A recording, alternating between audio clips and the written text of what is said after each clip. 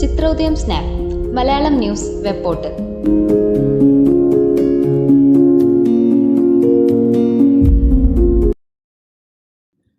അരമണി കിലുക്കി ഉറഞ്ഞു തുള്ളുന്ന ചെഞ്ചേലയുടുത്ത ആയിരങ്ങൾ കുരുമ്പക്കാവിൽ അശ്വതികാവ് തീണ്ടി.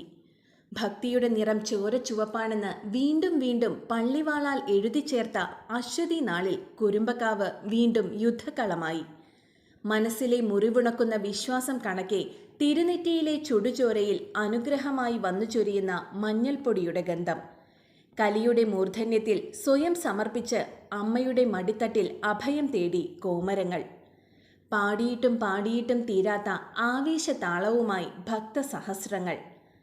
ഐതിഹ്യങ്ങൾ, ആചാരങ്ങൾ അലകടലിളകും കണക്കെ ഇരമ്പിയുണർന്നു കുരുമ്പക്കാവ്.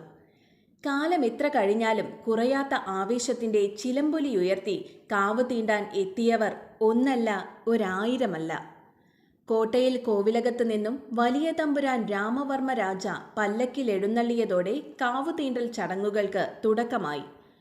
മുഴുവൻ പതിവ് പൂജാകർമ്മങ്ങളും പൂർത്തിയാക്കി ശാന്തിമാർ ശ്രീകോവിലൊഴിഞ്ഞതോടെ വലിയ തമ്പുരാന്റെ അനുമതിയോടെ അടികൾമാർ തൃച്ചന്ദന ചാർത്ത് പൂജ തുടങ്ങി.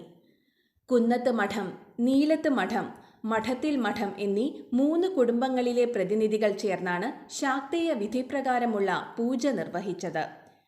ദാരിക നിഗ്രഹത്തിനിടയിൽ മുറിവേറ്റ ദേവിക്ക് വൈദ്യനായ പാലക്കവേലന്റെ വിധിപ്രകാരം നടത്തുന്ന ചികിത്സയാണ് തൃച്ചന്ദന ചാർത്ത് എന്നാണ് വിശ്വാസം. 7.5 നാഴിക നീണ്ടുനിന്ന പൂജയിൽ കരിക്കിന്നീരും മഞ്ഞൾപ്പൊടിയും ചേർത്തുണ്ടാക്കിയ മിശ്രിതം കടുകിട തെറ്റാത്ത കർമ്മങ്ങളിലൂടെ ദേവിക്ക് ചാർത്തിയതോടെ തൃച്ചന്ദന ചാർത്ത് പൂർത്തിയായി. ഇതോടെ വലിയ തമ്പുരാൻ നിലപാട് തറയിൽ ഉപവിഷ്ടനായി. ഈ സമയമത്രയും ക്ഷേത്രാങ്കണത്തിലെ അവകാശത്തറകളിൽ ആയിരങ്ങൾ അടക്കിപ്പിടിച്ച ആവേശവുമായി കാത്തുനിൽപ്പായിരുന്നു. സൂചി കുത്താൻ ഇടമില്ലാത്ത വിധം കാവും പരിസരവും തിങ്ങി നിറഞ്ഞ ഭക്തസഹസ്രങ്ങൾ അലയടിക്കാൻ വെമ്പുന്ന ആഴിയെ ഓർമ്മപ്പെടുത്തി. ഒരു നിമിഷം കുരുമ്പക്കാവിലെ ആരവത്തിനു മീതെ നിശബ്ദത പെയ്തിറങ്ങി. ആ നിമിഷത്തിൽ വലിയ തമ്പുരാന്റെ അനുമതി അറിയിച്ചുകൊണ്ട് കോയ്മ പട്ടുകുട ഉയർത്തി.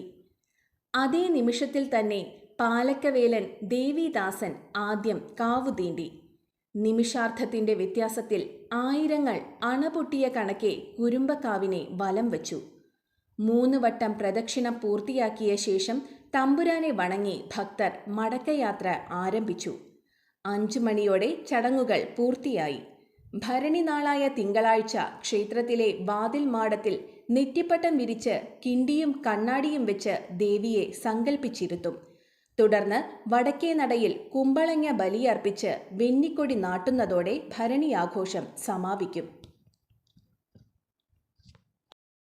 നിങ്ങളുടെ ലബോറട്ടറി സ്മാർട്ട് ആക്കൂ ഈസി ലാബ് സോഫ്റ്റ്വെയറിലൂടെ. 15 ദിവസം സൗജന്യമായി ഉപയോഗിച്ചു നോക്കി പൂർണ്ണമായും തൃപ്തിയായതിനു ശേഷം മാത്രം പേയ്മെന്റ്. വർഷങ്ങളായി 3000-ലധികം കസ്റ്റമേഴ്സ് ഈസി ലാബ് ഉപയോഗിച്ചുകൊണ്ടിരിക്കുന്നു. കമ്പ്യൂട്ടറിൽ പരിചയസമ്പത്ത് കുറവുള്ളവർക്കും വളരെ എളുപ്പത്തിൽ ഈസി ലാബ് കൈകാര്യം ചെയ്യാം. കൂടാതെ automatic result calculation, abnormal value alert, quick patient view, automatic data backup തുടങ്ങിയ ഫീച്ചേഴ്സും ഈസി ലാബിൽ ലഭ്യമാണ്. കൂടുതൽ കാര്യക്ഷമതയോടെയും മികവാർന്ന കൃത്യതയോടെയും ഈസി ലാബ് നിങ്ങളുടെ ലാബിനെ സ്മാർട്ട് ആക്കുന്നു. ഉടൻ തന്നെ ബുക്ക് ചെയ്യൂ. 85900375.